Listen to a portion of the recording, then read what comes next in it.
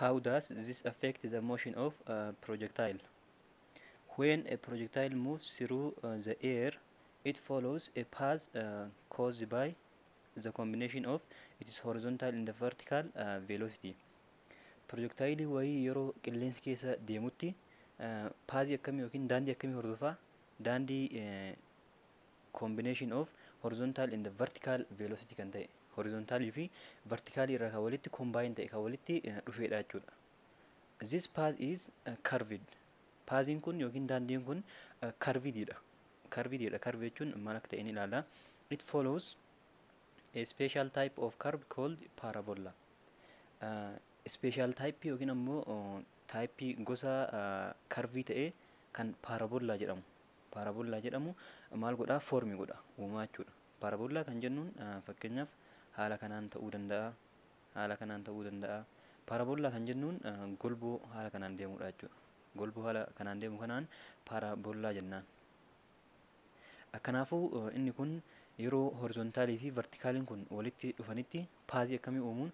Paazii parabola ta'e uumu jechuudha. Paazii parabola ta'e uumu. Kana jechuun horizontaalii yeroo wanti tokko asii ol deemutti height maximum wayii qaba. Maximum height guddaa wayii ta'e qaba.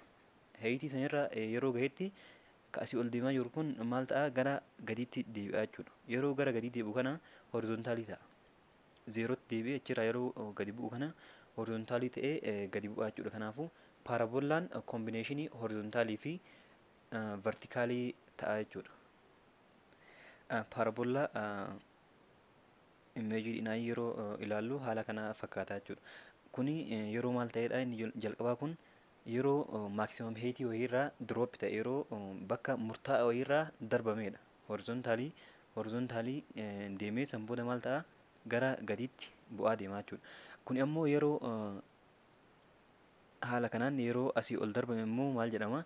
Inni kun maal uuma? Asitti aangilii wayii uuma. Yeroo aangiliidhaan ol darbame kana asiin yeroo ol darbame maal jedhama? Inni kun yeroo ol darbame vertikaal jedhama. San booda height wayiirra gahaa, maximum height wayiirra. San booda gara gadiitti deebi'a ammas. Yeroo gara gadiitti deebi'u isa jalqabaa kanaan tokkuma ta'a jechuudha. Horizontaalii ta'ee gadi bu'a. Figure 1.9 shows a real example of this type of motion. Mee fiigarii kana ilaalu jalqaba irratti. Fiigarii kana akkuma argaa jirtan fiigariin kun maal mul'isa? Examplii dhugaa ta'e kan projectile motionii kanaati jechuudha. Inni kun maal jedhamee haa ilaalu? Here one child throws a ball to others. Mucaan tokko maal godhaa jira? Kubbaa gara mucaa biraatti darbaa jira. A camera took photos at regular time intervals. Kaameraan ammoo maal godhaa jira? Sa'aatii regular ta'e kan wal fakkaataa ta'e dhaabbataa keessatti suuraa kana kaasaa jira jechuudha. If you look carefully yoo xiinxallee kan ilaaltu taate you can see the ball's vertical velocity increases. Vertikaaliidhaan maal ta'aa jira? Increase ta'aa jira. As it falls and decreases it rises. Yeroo gadi bu'utti maal ta'aa jira? Speediin isaa increase ta'aa jira, dabalaa jira. Garuu ammoo yeroo asii ol deebi'utti maal ta'aa jira? Decrease ta'aa jira jechuudha. Mee haa ilaallu. Yeroo mucaan jalqabaa kun kan lammaffaatiif yeroo inni kubbaa tana darbaa jirutti lafatti gadhee jira kubbaa tana. Erga lafatti gadhee booda fageenyi inni addaan qabu yoo kan ilaallu taate dabalaa deemaa jira. Jalqaba irratti walitti dhiyaatee jira. San booda yeroo naannoo kana geenutti addaan fagaatee jira. Kana jechuun maal jechuudha? Kubbaan kun akka inni ariitiidhaan deemaa jiru nutti mul'isa. Kanaafuu vertikaalii yeroo gadi bu'utti yeroo kubbittiin tuni gara gadiitti gabbuututti maal ta'aa jirti? Speediin isaa dabalaa jira jechuudha. San booda erga lafa rukutee booda ol deebi'a. Yeroo ol deebi'u kanas ammas maal ta'e? Xiqqishu dabalaa deemaa jira. Akkuma argaa jirtan dabalaa deemee san booda ammoo yeroo mucaa kana bira gahutti walitti dhiyaata. Kana jechuun maal jechuudha? Yeroo asii ol deebi'u kana maal ta'aa jira? Walitti dhiyaatuun isaa kun dikiriis ta'uu isaa mul'isa. Xiqqaatu isaa mul'isa jechuudha. Kanaafuu inni kun sababa maaliitiif dikiriis ta'uu danda'a yoo kan jennu taate yeroo asii gad deemutti maaltu jira? Yeroo kubbaan kun gara gadiitti deemutti giraafitii jira. Humna giraafitiitu jira. Kanaafuu humni giraafitii kun akka inni ariitii godhatu isa godha. Yeroo asii ol deebi'u ammoo faallaa giraafitii waan ta'eef giraafitiin gara gadiitti ammoo asii ol deemaa jira waan ta'eef akka inni speed isaa san qannasaa deemu isa godha. Akka inni hir'atee san booda immoo maal ta'u yeroo maximum height wayirra gahe height wayirra yeroo kan gahu taate akka inni zeeroo deebi'ee gad deebi'u isa taasisaa jechuudha. Sababa kanaaf inni kun real example isaa ta'e jennee ilaaluu ni dandeenya. Mee pointiiwwan kanneen ilaallu. Horizontally the ball moves at steady time. Horizontaliidha yoo kan ilaallu taate kubbaan tun speedii dhaabbataa ta'een deemti. Akkuma yeroo darbe keessatti ilaalaa turre horizontaalii yoo kan ta'u taate speediin keenya yookiin ammoo velocitiin keenya konstaantiidha jennee jirra, dhaabbataadha. Kanaafuu the images of each ball are equally spaced horizontally. Horizontaliidha yoo kan ilaallu ta'e kubbaan kun hundi isaatu walqixa maal ta'anii jiru, walirraa sissiiqanii jiru jechuudha. Walqixa fageenyi walqixa ta'een walirraa sissiiqanii jiru. Mee haa ilaallu. Horizontaliidhaan yeroo ilaallutti kubbaa kana akkamitti ilaallaa? Kubbaan jalqabaa tun fageenyi isiin ta lammaffaa irraa qabdu, ta lammaffaa sadaffaa irraa, ta sadaffaa afuraffaa irraa, ta afuraffaatis tan irraa haga isiin fageenyi isiin qabdu kana suuraa seeraan kan kaasnee ilaallu taate fageenyi isaan waliin qaban horizontaalii yeroo ilaallu hagam akka walirraa sissiiqanii jiran.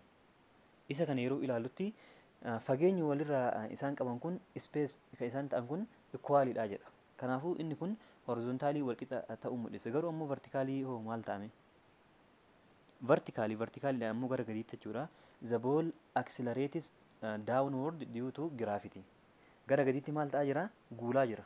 Accelerate ta'aa jira jechuudha. Sababa maaliitiif? Sababa giraafitiitiif. Giraafitii waan jiruuf akkuma jalqaba irratti isin jedhe giraafitii waan jiruuf maal ta'aa jira? Inni kun dabalaa jira jechuudha. Speed isaa dabalaa jira. This means the images becomes farther and farther apart. Maal ta'aa jira? Sababa kanaaf suuraan kun yookiin ammoo kubbittiin tun walirraa fagaataa deemaa jirti jechuudha. Akkuma suuraa irratti ilaalletti walirraa fagaataa deemaa jirti. Sababa maaliitiif? Sababa giraafitiin jiruuf walirraa fagaatti isiin tun. Horizontal and vertical velocities. Horizontaalii fi vertical velocity ilaala seeratti ammoo. This special shape is caused by the relationship between the horizontal and the vertical velocities. Shaping kuni kan inni sababeeffamni yookiin kan inni cause ta'een relationii horizontaalii fi vertical velocity jidduu jirudha jechuudha. Inni kuni fiigariin kuni isa kana yeroo ilaalutti walitti dhufeenya maalii fi horizontaalii fi vertikaaliiti jechuudha. Inni kun yeroo wanti kun haala kanaan deemaa jirutti yeroo gabbu'aa jiru kanatti maal jennaani? Inni kun vertikaal jennaan. Garuu ammoo inni space addaan ta'ee jiru kun vertikaaliiwwan kunniin veektariiwwan kunniin haala kamiin akka addaan space ta'ee jiru kana yeroo ilaallu ammoo maal jennaan? Isa kanaan horizontal velocity jennee ilaaluu ni dandeenya jechuudha. If you look carefully at figure 1.10, you can see the horizontal velocity remains the same, but the vertical velocity increases. Isa kana 1.10 kana yoo kan ilaallu taate velocitiin keenya yeroo horizontaalii ta'etti maal ta'aa jira? Remains the same. Remains the same. Kana jechuun wal fakkaatama ta'ee hafaa jira jechuudha. Inni kun wal fakkaataadhaan jijjiiramu. But the vertical velocity increases. Garuu ammoo gara gadiitti vertikaalidha yoo kan ilaallu ta'e inni kun dabalaa deemaa jechuudha. Garuu ammoo horizontaalii yoo kan ilaallu ta'e remain the same. This causes the ball to follow the parabolic path. Kun maal godha? Akka kubbittiin tun yookiin ammoo qaamni achirraa bu'aa jiru kun paazii daandii paraboolaa ta'e ilaallee jira. Daandii paraboolaa ta'e akka inni hordofu taasisaa jechuudha. The same is true for projectile thrown at an angle. Inni kun dhugaa ta'a jechuudha. Maaliidhaaf? Projectile angiliidhaan darbametti. Projectile wayii isu asiin ol darbame inni kunis isa kanaaf dhugama ta'a jechuudha. Kana jechuun horizontaalii the same mataa, remain the same mataa. Garuu ammoo vertikaalidha yoo kan ilaallu ta'e inni kun yeroo asii ol deemutti maal ta'aa jira? Decrease ta'a. Garuu heightii wayiirra yeroo gahee yeroo gad deebi'utti ammoo haala kanaan increase ta'aa deemaa jechuudha. Dabalaa deema yeroo gad deemutti. Figure 1.1 shows the velocities for a ball thrown at an angle. Kan amma ilaalle kun 1.11 kuni maal agarsiisa? Velocity wayii aangiliidhaan darbamuu isaa nutti mul'isa. Aangilii wayii qabaatu isaa nutti mul'isa. Again the horizontal velocity remains constant. Ammas horizontal velocity maal ta'a? Remain constant. Constant yoo ta'e wal fakkaatama ta'e ammas akkuma qaraatti wal fakkaataa ta'e hafaa jechuudha. Kan jechuun yoo inni kun 5 ta'e kunis 5 ta'a. Fageenyi isaan addaan qaban wal fakkaataadha jechuudha. The vertical velocity first decrease on the way up. Jalqaba irratti vertical velocity kun yeroo maal ta'utti yeroo ol deemutti maal ta'a? Decrease ta'a. Reaches 0 at the top of the flight. San booda immoo maal ta'a? 0 ta'a. 0 ta'a height wayirra yeroo gahetti at the top of the flight. Hanga ol balali'e yookiin ammoo hanga qilleensi keessatti deema kana gubbaa isaarra yeroo gahetti maal ta'a? 0 ta'a. And then increases on the way down. Yeroo gad deebi'u ammoo maal ta'a? Increase ta'a deema jechuudha. Gadi yeroo gad deemutti dabalaa deema. Sababa maalitiif? Sababa giraafitiitiif. The vertical velocity at any point is given by the equation v equal to u plus at. Vertical velocity point kam irratti u equation kamiin hojjenna? V equal to u plus at. U'n maalidha? Initial velocity dha. N acceleration atiin ammoo time dha jechuudha. Kanaafuu yeroo kamiyyuu isa kana point kam irratti u vertical velocity gara gadiitti jechuudha. Vertical irra kan jiru haala kanaan equation kana fayyadamnee hojjenna jechuudha. You need to think carefully about the direction of the vertical velocities and the acceleration. Maal yaaduu qabda? Direction yookiin kallattii vertical velocity fi acceleration yaaduu qabda jechuudha. Acceleration yookiin ammoo graafitiin yeroo kamiyyuu gara gadiitti kanan beekna gara gadiitti. Kanaafuu isaan positive jennee fayyadamna yeroo baay'ee. Kanaafuu waan gara gadii deemuun positive jennaan, waan gara olii deemuun ammoo vertical velocity'n faallaa isaa waan ta'eef waan asii ol deemuuf isa kana ammoo negative jennee fayyadamna jechuudha. Kana maal godhuu qabdanii? Think gootanii seeraan yaaduu qabdanii jedha. If we use as 9.81 meter per second square, then the initial vertical velocity must be a negative number as it is in the opposite direction. Yoo ka acceleration kana acceleration maal goone kan hin fayyadamnu taate 9.81 yookiin ammoo positive jechuudha. Lakkoofsa kana akkuma argaa jirtan yoo positive goone kan fayyadamnu taate initial vertical velocity ammoo faallaa isaati waan ta'eef maal goone fayyadamna? Negative godhuu qabna. Opposite direction waan ta'eef kallattii garagaraa waan ta'eef kanaafuu isa kana maal godhuu qabna? Negative godhuu qabna jechuudha. We have effectively decided that downward is the positive direction. Maal jennee yaadna? Downwardin wanti gara gadii deemaa jiru positive direction qaba jennee yaadna jechuudha. Isa kana yoo kan ilaallu ta'e inni kun yeroo gad deemaa jirutti maalidha? 9.81 kun acceleration dha yookiin ammoo gravity dha jechuudha. Kanaafuu isa kana positive jennee yoo kan fayyadamnu taate waan asii ol deemu ammoo faallaa isaa waan deemu inni kun initial vertical velocity kana maal jennee fayyadamna? 12 meter per second kana minus 12 meter per second jennee fayyadamna jechuudha. Kanaafuu faallaa walii goonu. Yoo isa kana positive kan goonu taate kan negative goone faallaa walii godhuu qabna. This works the other way around too. It does not matter which way is positive and which way is negative, but you must not mix them up. Maal rakkoon qabaatu jedha. It does not matter.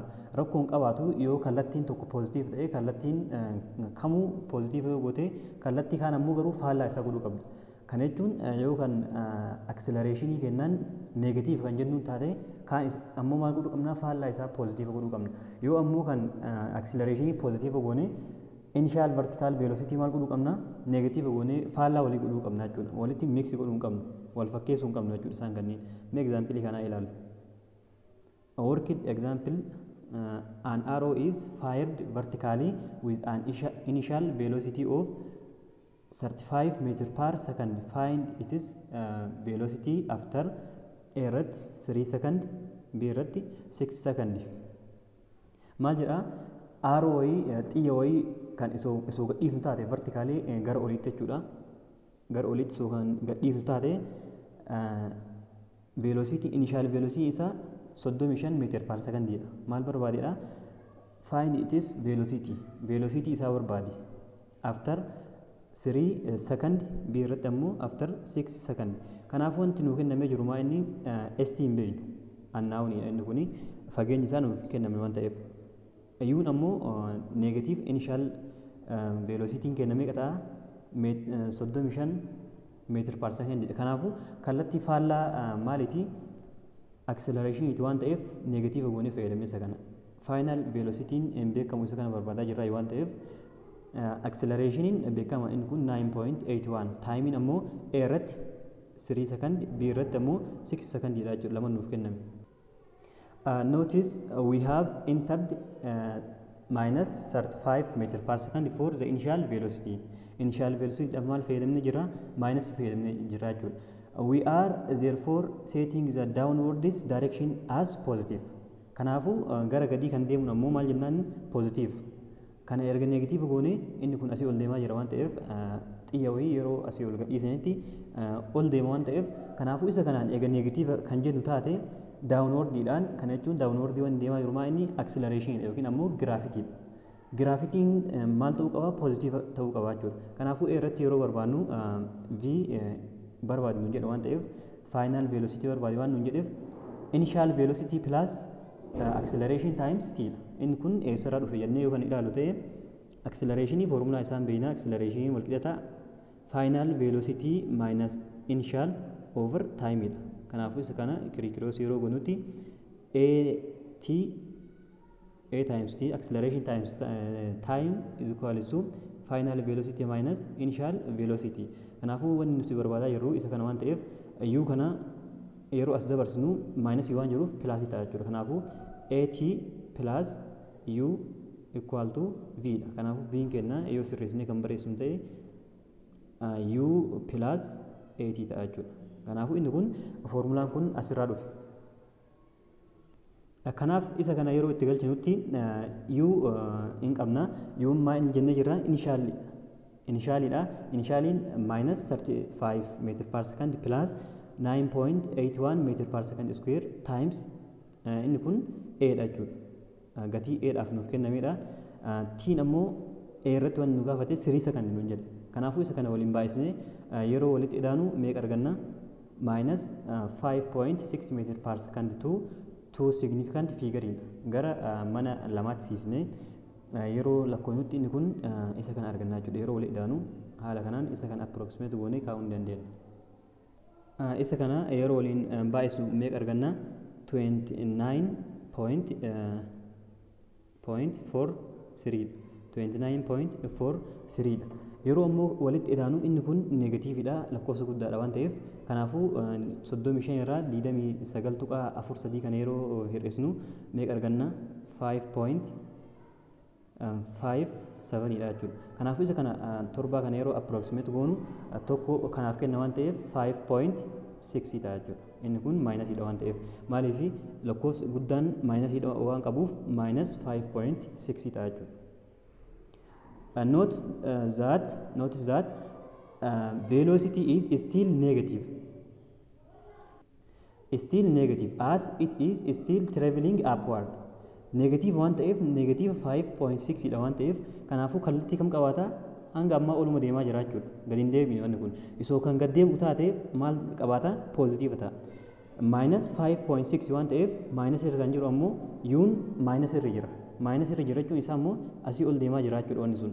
Kanaafuu inni kunis minusii waan ta'eef ol deemaa jira haga ammaa gadi hin deebina jechuudha wanni sun. B irratti yoo kan ilaalu ta'e isa kanas haalumsaniin hojjechuu ni dandeenya. U plus at dha. Uun beekamaadha. Inni kun kan nuuf kenname waan ta'eef 9.81 ammoo acceleration dha yookiin ammoo graafikiidha jechuudha. Taayimiin ammoo 6 after 6 seconds waan nuun jedheef kanaafuu isa kana baay'isnee yoo kan ilaalu ta'e kanaafuu isa kanas haala kanaan yeroo waliin baay'isnu meeqa argannaa? 8 tuqaa 58 tuqaa 8 argannaa jechuudha. Kanaafuu isa kana yeroo walirraa hir'isutti inni kun maayinasiidha waan ta'eef lakkoofsi guddaan kam ta'a isa kana garuu lakkoofsi kudhan poozitiiva ta'uu qabaata. 58 tuqaa 8 hir'isuu 35 haa jennu. 35 irraa hir'isume tuqaa 00 haa goonu. Kanaafuu 8 irraa 5 meeqa ta'a 3 irraa 3 2. Kanaafuu isa kana approximate yeroo goonu 8 yeroo kanatti approximate goonu takka kennaaf waan ta'eef 24 ta'a jechuudha. Kanaafuu inni kun maal jechuudha? 24 positive ta'ee jira. Kanaafuu inni kun note that the velocity is now positive. Velocity kenna maal ta'ee jira? Positive ta'ee jira.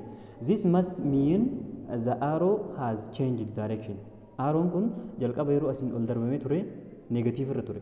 Garuu amma immoo yeroo kallattii jijjiiratee jira jechuudha. Maaliif poozitiivatti waan jijjiirateef gad deebi'aa jira wanti kun. Gad deebi'aa jira. Maaliif asiin poozitiiva ture asiin negatiiva waan tureef kallattiin faallaa isaa immoo maal ta'uu qaba? Poozitiiva ta'uu qaba. Kanaafuu inni kun lakkoofsi nu argane poozitiiva waan ta'eef yeroo gad deebi'aa jiru kanatti maal ta'aa jira? Heading back down gad deebi'aa jira jechuudha. Kanaafuu poozitiivni kun maal mul'isa? Kallattii acceleration yookiin ammoo giraafitii nutti mul'isa. Kanaafuu giraafitiin kallattii kamirra jira? Kallattii gadiirra waan jiruuf poozitiiva ta'ee jechuudha. Kanaafuu wanti kun gad deebi'aa jira jennee ilaaluu ni dandeenya asirraa. Kanaafuu garaagarummaan A fi B irratti jiru A irratti negatiiva waan ta'eef ol deemaa jira gad hin deebine wanti sun meeshaan sun qaamni ol deemaa jiru sun hanga ammaa gad hin deebine. Garuu ammoo B irratti maal ta'ee jira? Poozitiiva ta'ee jira.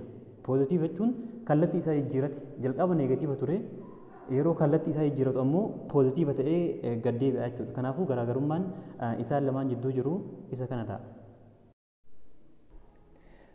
Projectiles may be initially traveling horizontally.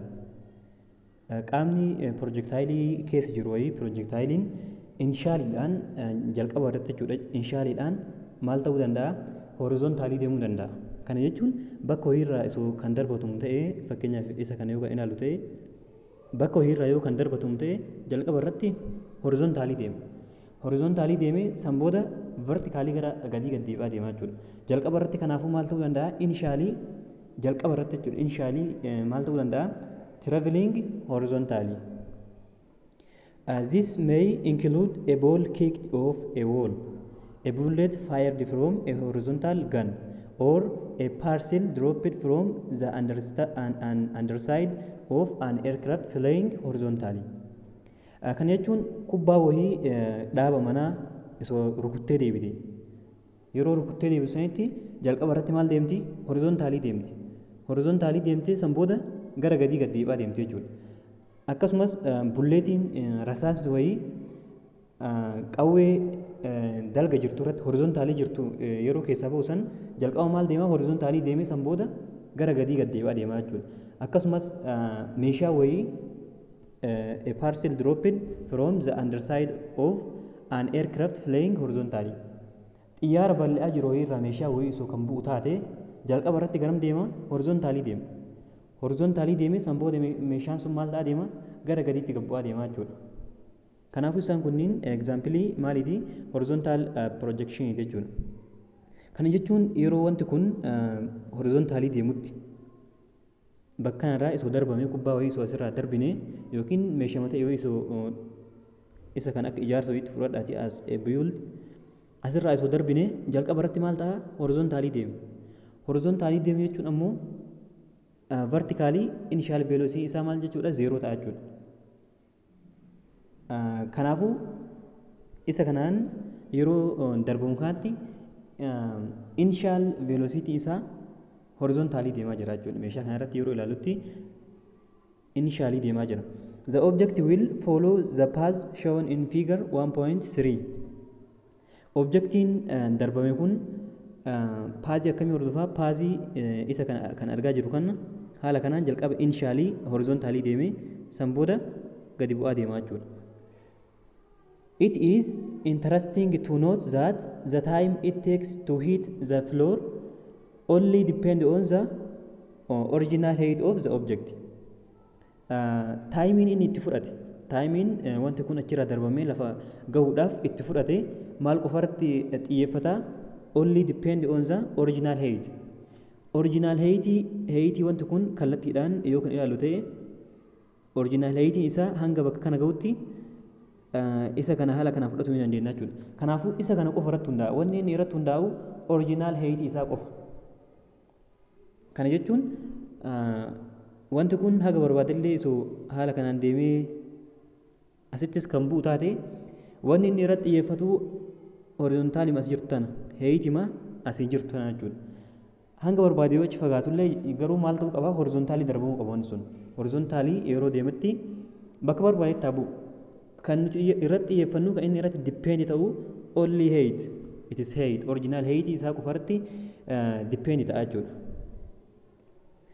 The flight time is given by the equation distance equal to ut plus half of at square. Flight time eessarraa baafanna? Isa kanarraa baafannaa jechuudha. Foormulaa distaansii ittiin barbaadnu kanarraa. Inni kunis eessaa dhufe foormulaan kun? Equation of uniform acceleration motion irraa dhufe jechuudha. Kanaafuu isa kana yeroo ilaalutti looking at this vertically ut vertically yeroo kan ilaalu ta'e utiin kenna maal ta'a? Zeeroodha jennee jirra. Hin jiru jechuudha. Wanti kun yeroo asirraa darbamutti maal qabaata jennee jirra? Horizontaalii darbamu jalqaba irratti. Horizontaalii yeroo darbamu kana inishaalii isaa vertikaaliidha yeroo ilaalutti zeeroo ta'a. Kanaafuu inni kun ut kan jenneen tun maal taati? Zeeroo taati jechuudha. Vertikaalii hojjetaadha waan ta'eef utiin zeeroo taati. Kanaafuu utiin zeeroo taate jechuun siin kenna garamitti dhufaa jira? As the ball initially has no vertical velocity. Sababni inni zeeroo ta'eef maaliifi? Sababa kubbittiin sun kan achirraa darbamte sun vertikaaliidhaan yeroo ilaalutti maal hin qabaattu? Initialiin isii zeeroo ta'a jechuudha. So the equation becomes s equal to 1 over 2 at square. Kana jechuun utiin zeeroo deebi'ee jira. Lakkoofsa zeeroo lakkoofsa kamitti yoo idaanee lakkoofsa cimsan nu ta'a waan ta'eef kanaafuu isa kana qofatu nu hafaa jechuudha. And the time it takes to hit the floor is given by t equal to under radical 2s over a. Taayimii inni itti fudhate ammoo lafa gahuudhaaf taayimiin wanti kun meeshaan kun qaamni kun achirraa darbamee lafa gahuudhaaf taayimii barbaaduudhaaf eessarraa baafachuu dandeenya? S kanarraa baafachuu dandeenya. Kanaafuu mee haa baasnu? S equal to 1 over 2 at squareidha. 1 over 2 at squareidha. Kanaafuu 2 kana koomanii godhuu dandeenya. Kanaafuu qaxxaamura yeroo baay'isnutti 2s 2n s-dhaan baay'atti waan ta'eef 2s equal to 8 square. Waan hafa 1 times 8 squarein isuma kan ta'a jechuudha. Kanaafuu t barbaadaa jirra. T addatti hambisuudhaaf over acceleration bada. Kanaafuu wanti nu hafe t square equal to 2s over acceleration. Ammas wanti nuti barbaadaa jiru t square miti t dha waan ta'eef. Kanaafuu square tan irraa balleessuudhaaf kanas raadikaala jala galchina, isa kanas raadikaala jala galchina. Tun raadikaalaan balleessi. Kanaafuu tiin garam nu dhufaa jira? Under radical 2s over a ta'a jechuudha. Kanaafuu inni kun asirraa dhufe. Kanaafuu taayimii barbaaduudhaaf foormulaa kana fayyadamnee barbaadna jechuudha. The acceleration is constant. Accelerationin constant dhaabbataadha. Inni kun 9.81 meter per second square dha. Yookiin ammoo approximate yeroo goonu yeroo siiqsinee kennutti 10 meter per second square jennee fayyadamuu dandeenya jechuudha. And so the only factor affecting the time to hit the floor is the drop height. Kanaafuu inni kun erga dhaabbataa ta'ee mara keessattuu dhaabbataadha waan ta'eef wanti affect isa godhu wanti waan kana jijjiiru maal qofa? Heightii drop heightii qofa jechuudha. Kanaafuu kana jechuun bakka wanti irraa darbame heightii san qofa irratti xiyyeeffataa jechuudha taayimiin kenna. From this we can draw some counterintuitive conclusions. Imagine someone holding a rifle in their right hand and a rifle bullet in their left hand. Namni wayii qawwee wayii harka mirgaatiin qabatee jira jennu akkasumas refill bullet tabra ammoo harka bitaatiin qabatee jira. The refill is perfectly horizontal. Ta inni harkatti qabatee jiru sun harka bitaatti qabatee jiru sun kan dalga qabee jiru jechuudha. Horizontaalii perfectly horizontaalii ta'uu qabdi. Horizontaalii sirrii ta'uu qabdi jechuudha. Tokko ammoo gara gaditti gadi qajeelchee tokko ammoo horizontaalii qabatee isoo lamaan isaanii kan fire godhu taate bullet is dropped as exactly the same time. Akkasumas isaan lamaanuu maal ta'uu qabu yeroo tokko wal bira sa'aatii wal fakkaataa ta'etti gadhiifamuu qabu. Tokko gara gadiitti tokko ammoo gara horizontaalii jennee jirra. Kana jechuun tokko asirraa lamaanuu asirra gadhiisa tokko gara gadiitti tokko ammoo horizontaaliidha. Horizontaalii soo gadhiise akkamtu dura lafa gahaa jettanii yaadduu jedhu. Which bullet will hit the ground first? Kamtu dura lafa gahaa jedha. It would be tempting to say the bullet from the rifle takes longer to hit the ground than the one dropped from the hand. Maal jettanii yaaduu dandeettu? Akka inni harka bitaatti qabatee jiru kun kan horizontaalii gadhiise kun achi deemee bu'aa waan ta'eef kallatti maal lafan tuqu waan ta'eef inni kun lafa gahuudhaaf biigii ta'a yookiin ammoo yeroo guddaatti fudhatettanii yaaduu dandeettu. However, this would be wrong. Inni kun sirrii miti. They both hit the ground at the same time.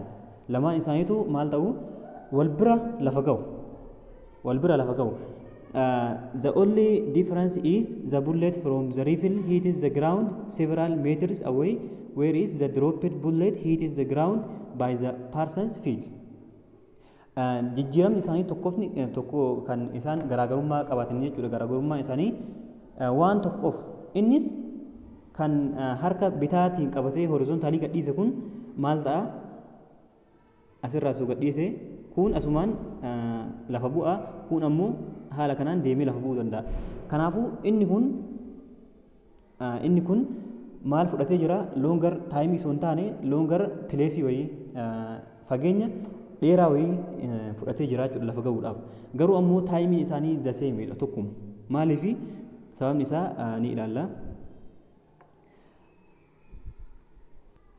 Garaagarummaan isaanii maalidha? Sababni inni lamaan isaaniitu at the same time ta'aniif. Kana jechuun maal jechaa jira? Wanti tokko drop ta'ee lafa gahuudhaaf sa'aatiin inni itti fudhatee maal qofarratti xiyyeeffate jennee jira. Heeyitii qofarratti.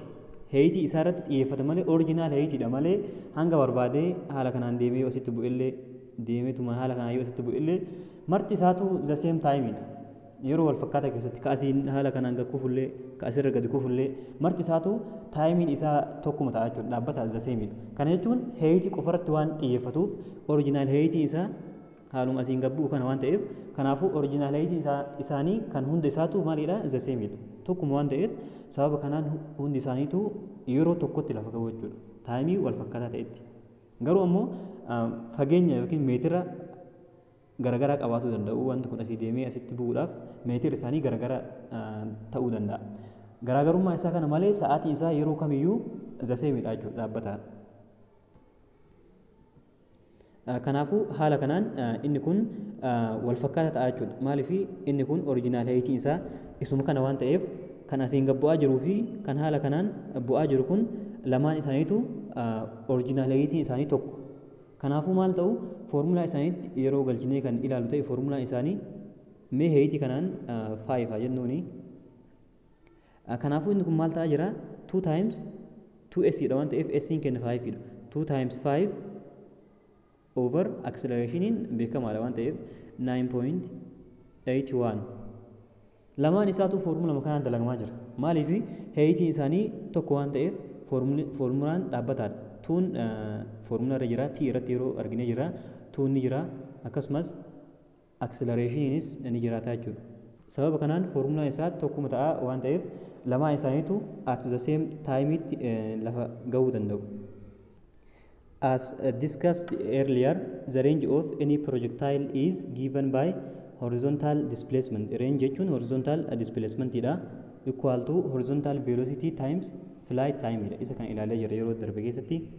horizontal displacement wayii barbaaduudhaaf horizontal velocity maaliin baay'isna jennee jirra flight time dhaan sa'aatii inni itti balali'een baay'isna jechuudha. Garuu ammoo flight time kenna maal jennee jirra 2s over a dha jechuudha. Akkuma amma ilaalaa turretti 2s over a dha. Kanaafuu bakka flight time jedhu maal buufanna 2s over a buufannaa jechuudha. Kanaafuu horizontal displacement yookiin rangein VH horizontal velocity jechuudha. VH jechuun horizontal velocity times flight time ammoo maal ta'a under radical 2s over a dha. Kanaafuu formula kanaan barbaannaa jechuudha. This only apply to projectiles initially traveling horizontally. Formulaan kun kan inni dhaabatuuf projectile motion wayii kan initially isaa horizontally deemaa jiruufi. Akkuma ilaalaa turretti haala kanaan kan gabba'aa jiru jalqaba horizontally deema jennee jirra. Kanaafuu qaama akkanaa kanaaf formulaa kana fayyadamnaa jechuudha horizontal displacement barbaaduudhaaf. Working example. A football is kicked off a wall at an initial horizontal velocity of 12 meters per second. The wall is 2.1 meter height. Find the time taken for the ball to hit the floor in the range of the ball. Kubbaa wayii isoo kan dhaaba manaatti kan dhooynu taate initial horizontal velocity isaa 12 meter per second dha. Kana jechuun inni kun dhaaba manaa ta'a jennu kubbaa wayii isoo haala kanaatti dhooyne maal ta'a deebi'ee haaluma kanaan gad deebi'aa jechuudha. Haala kanaan yeroo gad deebi'u kana jalqaba irratti maal deema horizontaalii deema. Kanaafuu haala kanaan gad deebi'aa deemaa jechuudha. Akkasumas wooliin kun dhaabni manaa kun heightiin isaa 2.1 meetiriidha. Heightiin isaa yookiin ammoo S'n 2.1 meetiriidha jechuudha. Find the time taken sa'aatii itti fudhatee fi reenjii isaa horizontal displacement jechuudha. Range jechuun isa kana barbaadiyadha. Kanaafuu jalqaba irratti wanti nuti barbaadnu horizontal displacement argatuudhaaf maal barbaaduu qabna? Flight time barbaaduu qabna. Flight time barbaaduudhaaf S'n 2.1 nuuf kennamee jira. U'n kenna 12 meetir per second jedha. Kanaafuu inni kun maaliif negative hin taane yoo kan jettan taate yeroo haala kanaan dhahee deebi'utti horizontaalii deemee gad deebi'aa jira waan ta'eef inni kun positive ta'a jechuudha. V'n hin beekamu akkasumas acceleration hin beekamaadha. Time fi V barbaadidha yookiin ammoo horizontal displacement range isaa barbaadnu hin jedhe waan ta'eef kanaafuu timein 2s over a dha. S'n kenna meeqa? S'n kenna 2.1 meetiriidha. Kanaafuu isa kana yeroo waliin baay'isnu